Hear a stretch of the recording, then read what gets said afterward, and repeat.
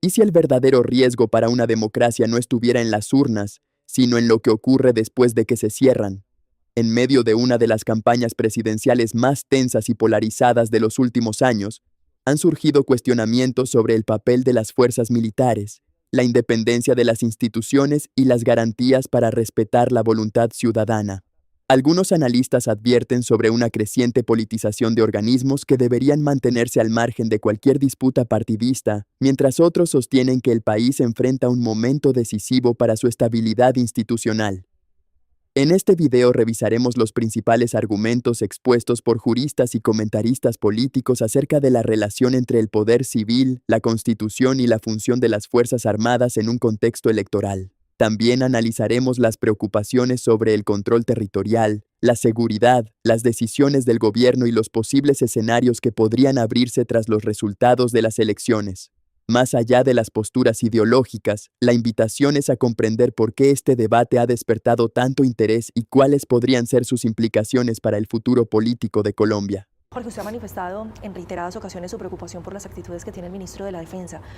Y yo creo que quienes no somos tan conocedores como ustedes de los temas militares e incluso de los temas políticos, habíamos caído en cierta narrativa que nos habían vendido, y es, hombre, si va a llegar alguien que perteneció a las fuerzas, si perteneció a alguien que es de adentro y llega al Gabinete Nacional, tal vez algo puede pasar, pero lo que vimos fue que pasó todo lo contrario a lo que nos esperábamos, porque no hubo un fortalecimiento, porque no hubo un buen trato, porque esa esperanza se nos diluyó. Jorge, usted ha sido muy crítico de eso. Muy crítico, pero además con una realidad, y es que estamos viviendo una inseguridad total, no tenemos garantías para el día de las elecciones, no nos sentimos con garantías. Lo mismo que pasó en las elecciones del 8 de marzo, pasó hace el 31 de mayo. Y si no hay decisiones duras, va a pasar exactamente en los mismos municipios donde tienen las mismas incidencias el próximo domingo. Y el señor ministro lo único que dice es que aquí hay total tranquilidad y no hay generales, y el único general que se atrevió a levantar la mano la última semana a decir, mire, aquí están carnetizando todo, y quiero anunciarle también, ministro, para que sepa, ya también están carnetizando a todas las iglesias cristianas de todo el departamento de Cauca, Nariño, y tienen que pasar el listado y tienen que comprometerse con los votos con el señor Cepeda para que quede absolutamente claro. Entonces, ministro, por eso lo presenté a usted como el jefe de campaña de Cepeda. Se puede molestar, le puede dar mucha rabia, no le puede gustar, pero esa es la realidad. Usted no ha dejado de jurar ser militar.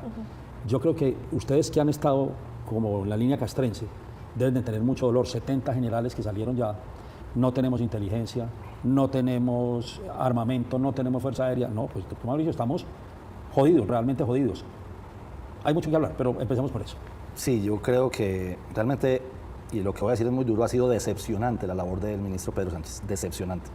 Porque cuando llegó, créeme que decíamos más o menos lo mismo que tú decías, Andrea, y es, pues al menos es alguien que se puso las botas, alguien que ha sufrido lo que hemos vivido y hemos sufrido los que hemos estado por allá en algún momento, inclusive muy de familia militar. Él tiene un hermano que fue coronel que murió en combate. Él es víctima, de la Fuerza Aérea, él es víctima de los bandidos. Otro oficial, hermano de la Armada Nacional, capitán de fragata. O sea, una familia muy militar de Boavita, Boyacá, y creímos que con lo que venía después del desastre de Iván Velásquez, ¿cierto? Porque él fue el primero que llega, que no solamente tiene problemas para administrar porque se le dieron problemas para administrar como ministro, sino de la animadversión contra la fuerza pública. Es que una cosa es no quererlos y otra cosa es odiarlos, como evidentemente lo hacía Iván Velásquez. Y usted y yo lo sabíamos, pero desde hacía muchísimo tiempo, porque el señor desde los años 90 acá estaba atacando la fuerza pública. Así es. Uno de los nombres que más ha generado debate en las últimas semanas es el del ministro de Defensa, Pedro Sánchez. Diversos sectores políticos, analistas y exintegrantes de la fuerza pública han expresado preocupación por el rumbo que ha tomado su gestión, señalando que, en momentos de alta tensión política y electoral, el ministerio debería transmitir una imagen de absoluta imparcialidad y fortaleza institucional. Entre las críticas más frecuentes está la percepción de que las decisiones adoptadas durante su administración no han logrado responder con eficacia a los problemas de seguridad que enfrentan varias regiones del país. También se cuestiona la relación entre las directrices políticas del gobierno y la autonomía con la que deberían actuar las instituciones encargadas de garantizar el orden constitucional. Para algunos observadores, el principal desafío no es únicamente combatir a los grupos armados ilegales, sino preservar la confianza ciudadana en que las fuerzas militares y la policía actuarán con independencia, respetando la ley y protegiendo a todos los colombianos por igual. En ese contexto, el desempeño del ministro ha quedado bajo un intenso escrutinio público, convirtiéndose en uno de los temas más controvertidos del debate nacional. Era procurador regional, ¿se acuerda de eso, doctor Jorge? Total. Entonces, creímos que venía como una nueva bocanada y que se había dado cuenta el presidente de la República que se requería alguien de las filas y pues evidentemente el último ministro, Andrea sí está muy pequeñita para acordarse de eso, el último ministro militar había sido Óscar Botero Peláez, ¿se acuerda de él? Totalmente. Que en paz descanse, que fue el que pasó del gobierno Barco al gobierno Gaviria, y de ahí se vinieron puros gobiernos civiles, de ministros civiles. Este ministro es el primer militar, así fuera en retiro, pero yo siento que ha sido realmente muy decepcionante, sobre todo, y voy a decir una palabra que de pronto no es tan coloquial, por su obsecuencia. Ha sido absolutamente entregado a unas banderas políticas, a unas banderas partisanas, que creo que le hacen muchísimo daño al ministerio, porque como los que estudiamos Derecho, que aquí estamos los tres sentados, los tres en algún momento estudiamos eso, los pies, las columnas de la democracia son las fuerzas militares y de policía. Y ellas no deben estar entregadas a ninguna ideología política, simplemente al soporte del Estado de Derecho, al rule of law, como dicen en el extranjero, pero lo que hemos visto es una absoluta obsecuencia. Y ya, no solamente por parte de él, sino también de muchos mandos. Entonces, quienes han, inclusive, fíjese que ni siquiera rechazado la política o la ideología del presidente, sino quienes han cumplido su deber, están saliendo por cumplir con su deber, porque el presidente de la República se dedicó a romper el orden jurídico, a romper la institucionalidad y a romperles el juramento que hicieron todos ellos cuando fueron cadetes, los oficiales, y los suboficiales cuando fueron grumetes o alumnos. Entonces es muy difícil así, porque la decepción es total, y lo que estamos esperando es, sobre todo el domingo a las 6 de la tarde, que si hay un jefe de Estado, como el que está en este momento, decide no respetar la voluntad del mandato popular, las fuerzas militares, y no estamos hablando de golpes de Estado ni nada de eso, las fuerzas militares tienen que salir a darle la garantía al pueblo colombiano de que van a hacer respetar los resultados. Porque yo les soy sincero, yo estoy viendo que el triunfo del doctor Abelardo Lesprella, al menos fáctica y jurídicamente, no tiene reversa. Yo creo que la única forma de que esto no pase es haciendo una trampa, robándose las elecciones. Lo que sentimos en la calle, los que nos estamos moviendo en la calle todos los días, es un fervor tan impresionante por el señor Abelardo Lesprella que yo creo que usted también se acuerda. Yo no lo había sentido ni siquiera con el presidente Uribe en el 2002. No, yo creo que sí. Pero de este... En toda democracia consolidada existe un principio que trasciende a los candidatos y a los gobiernos de turno: el respeto por la decisión expresada en las urnas. Independientemente de quién resulte elegido, la estabilidad institucional depende de que las autoridades reconozcan los resultados oficiales y faciliten una transición dentro del marco constitucional. Si un candidato como Abelardo de la Espriella obtuviera la victoria certificada por las autoridades electorales, la atención se centraría en la reacción del jefe de Estado y de todas las ramas del poder público. La expectativa democrática es que el gobierno garantice un proceso ordenado, preserve la calma y envíe mensajes que fortalezcan la confianza ciudadana en las instituciones. En ese mismo contexto, las fuerzas militares y la policía tienen una responsabilidad especialmente delicada. Su misión no consiste en favorecer proyectos políticos ni en intervenir en disputas partidistas, sino en proteger el orden constitucional, garantizar la seguridad de la población y actuar con estricta sujeción a la ley. La neutralidad institucional es uno de los pilares de su legitimidad. De este nivel, es que yo creo que como es más mercadeo, es que no tenemos, no, lo que pasa es que y no hay más redes, redes, sí, no hay redes y es todo, impresionante pero lo que se ha ese era un sentido. tema también. Impresionante. Ese era digamos, una campaña de un silencio más silenciosa, muy temerosa, que la Y- gente le daba miedo salir a votar en su momento. No, y porque Uribe adicionalmente no podía ir a los Municipios meetings y a ninguna parte.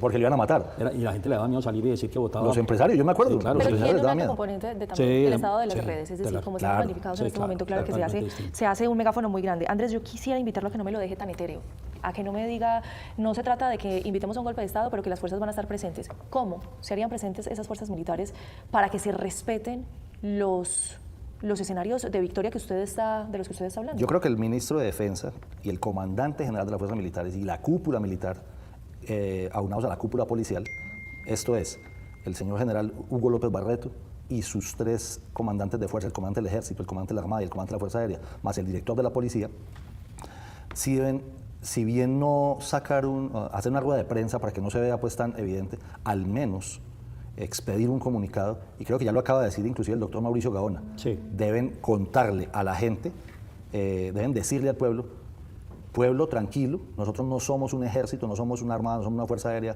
de un gobierno, somos las fuerzas militares del Estado colombiano, y lo que haya decidido el pueblo en democracia, el mandato que expida el pueblo en democracia por medio de las urnas, va a ser respetado, así quien esté ocupando hoy el solio de Bolívar no lo decida respetar.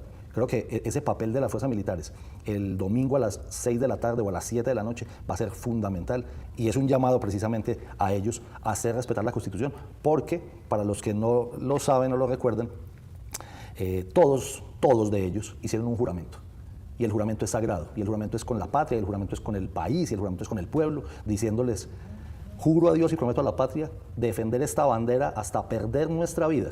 Están dispuestos inclusive a perder la vida por defender la República de Colombia y sus instituciones, inclusive si el jefe de Estado no está de acuerdo con esas instituciones, que es lo que hemos visto durante estos 4 años. Permítame, Jorge, vámonos rápidamente, que me tengo que ir a la pausa. Tenga la pregunta ahí lista. Ustedes, por favor, no se desconecten, seguimos con esta interesante conversación en Nos Cogió la Noche Opinión. Ya volvemos.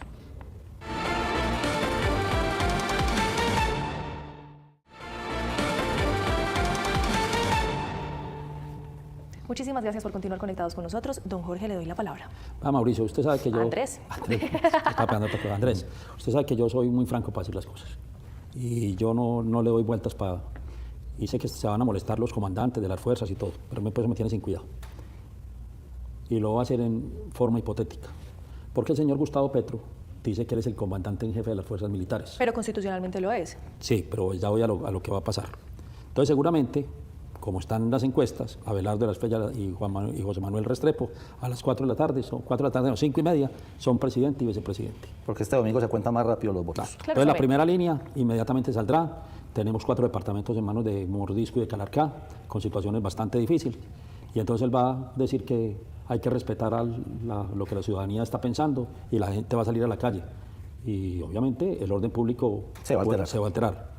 ¿Quién es el jefe? Lo voy a decir constitucionalmente, aunque usted ya lo dijo, pero lo voy a decir prácticamente para que el que está viendo nuestros contertulios sepa.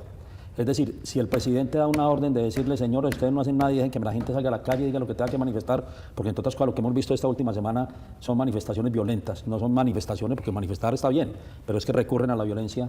¿Cómo tiene que actuar un comandante en jefe? Entre otras cosas, con la gran ventaja, que ya les digo, porque él dirá: los va a sacar a todos. Pero ya por fortuna el doctor Abelardo de la Espriella dijo: lo reintegro, porque seguramente los va a echar. Pero ¿cómo tiene que actuar? ¿O está por encima de la Constitución o está por encima del comandante en jefe? Y lo pregunto así para que nos dé la respuesta. En una democracia constitucional es fundamental distinguir entre el poder que pertenece a los ciudadanos y la autoridad que ejercen quienes ocupan cargos públicos. La ciudadanía es la fuente de legitimidad del Estado. Mediante el voto elige a sus representantes y define el rumbo político del país.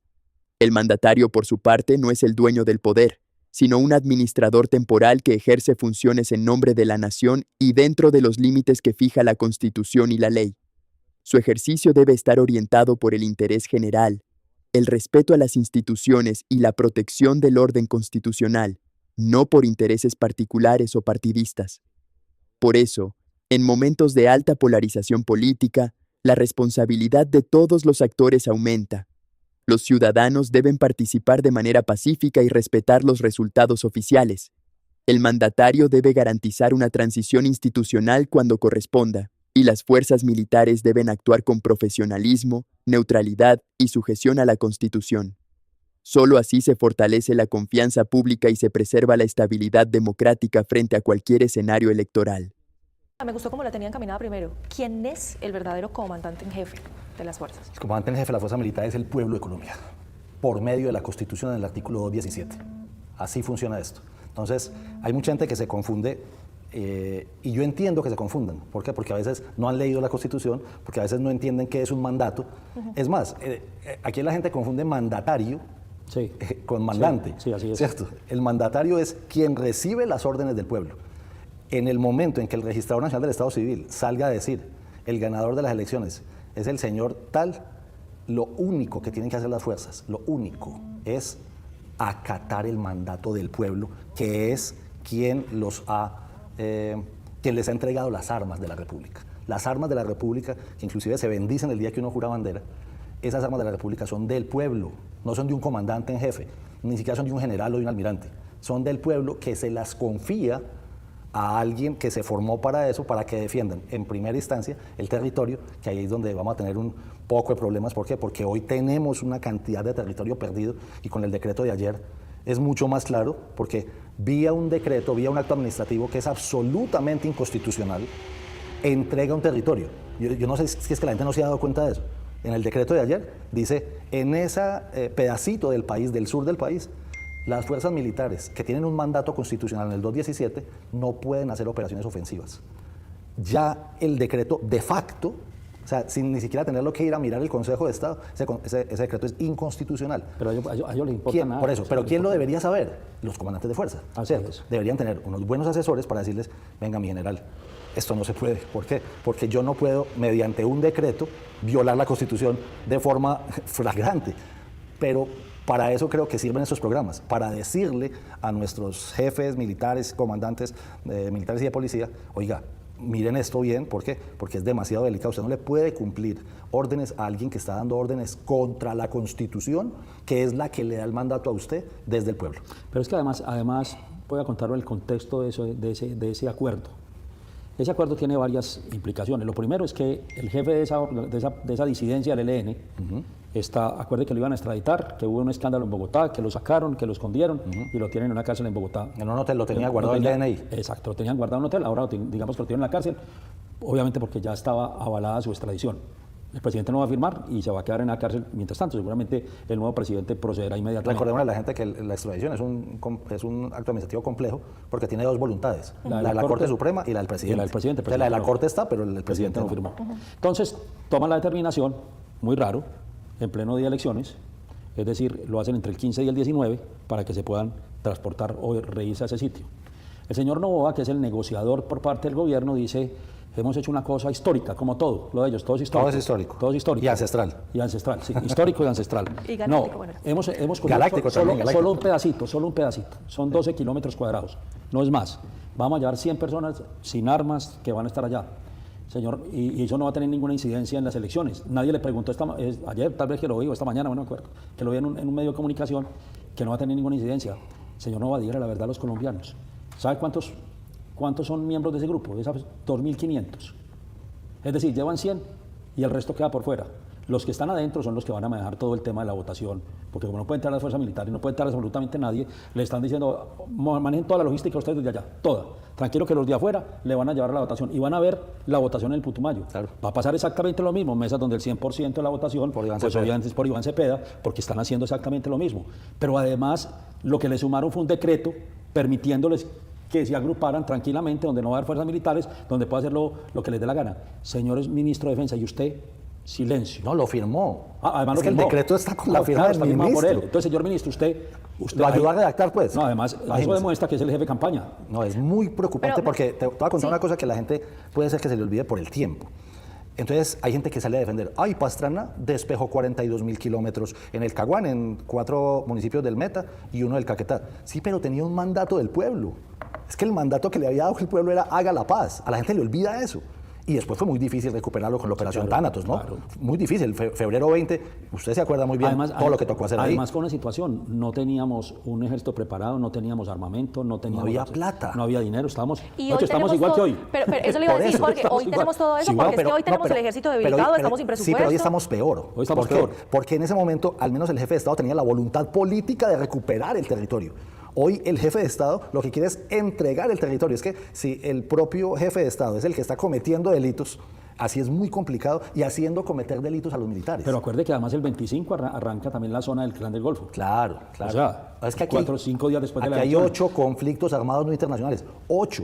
Y de los 8, esa cantidad de municipios, o esa cantidad de territorio prácticamente entregado. Mire, este es Putumayo, Nariño. Sí. Pero adicionalmente, vaya, mire, pues Chocó, que de facto, esa no necesita decreto para estar entregado. No, sí, el Cauca está entregado sin decreto. Bajo Cauca está entregado sin decreto, sur de Bolívar. Parte de Urabá está entregado sin decreto. Y el Catatumbo está entregado sin decreto. Entonces uno dice, más los territorios de a quien no persigue, por sí perseguir a alguien, ¿cierto? Porque entonces persigue a Mordisco, pero no persigue a Calarcá. Entonces, así es muy complicado. Y adicionalmente confunde a los militares. Porque aquí puedes atacar, aquí no puedes atacar. Aquí ¿Y puedes por qué hacer a operaciones Calarcá defensivas. no? ¿Qué es lo que tiene el gobierno con Calarcá? Esa información va a ser... Al final, Más allá de los nombres propios, de las campañas y de las diferencias ideológicas, hay una reflexión que Colombia no puede darse el lujo de ignorar. Las democracias no se fortalecen cuando todos piensan igual. Se fortalecen cuando quienes piensan distinto aceptan las reglas del juego y respetan las instituciones que garantizan la convivencia. En los últimos años hemos visto cómo el debate público se ha cargado de desconfianza, de sospechas y de discursos que alimentan la división. Sin embargo, precisamente en esos momentos es cuando más valor adquieren la serenidad, la responsabilidad y el apego al orden constitucional. Ningún proyecto político, por legítimo que sea, puede estar por encima de la ley ni del mandato ciudadano expresado en las urnas. La ciudadanía tiene el derecho de exigir transparencia, de vigilar a sus gobernantes y de cuestionar las decisiones del poder. Pero también tiene el deber de hacerlo por las vías democráticas y de contribuir a que las diferencias no deriven en violencia o en desconocimiento de las instituciones. Del mismo modo, quienes ejercen funciones públicas están llamados a enviar mensajes de calma, respetar los resultados oficiales y facilitar que el país continúe funcionando con normalidad, cualquiera que sea el desenlace electoral. Las fuerzas militares y la policía cumplen un papel igualmente trascendental. Su legitimidad se basa en servir a todos los colombianos sin distinción, proteger la soberanía, preservar el orden constitucional y garantizar la seguridad de la población. Su actuación debe estar guiada por la legalidad, la disciplina y el profesionalismo, manteniéndose al margen de las disputas políticas para conservar la confianza de la sociedad. También es importante recordar que las elecciones no representan el final del camino democrático, sino apenas una etapa dentro de un proceso permanente de control ciudadano. Quien resulte elegido deberá gobernar bajo el escrutinio de la opinión pública, de los organismos de control, de los jueces, de los medios de comunicación y de una sociedad que tiene el derecho de exigir resultados y rendición de cuentas. En definitiva, el verdadero desafío no es quién gane una elección, sino cómo reacciona el país frente a ese resultado. Si prevalecen el respeto por la Constitución, la aceptación de las decisiones oficiales y el compromiso con las vías democráticas, Colombia podrá afrontar cualquier cambio político sin poner en riesgo su estabilidad institucional.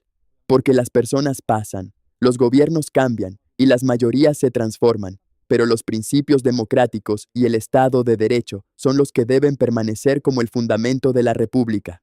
No olvides apoyarnos con un like y suscríbete al canal para no perderte nuestros próximos videos y activa la campana de notificaciones para estar al tanto de cada nueva publicación. Y por supuesto, comparte este video con tus amigos, familiares o colegas para que más ciudadanos puedan informarse y formar su propia opinión sobre los temas que están marcando el presente y el futuro del país.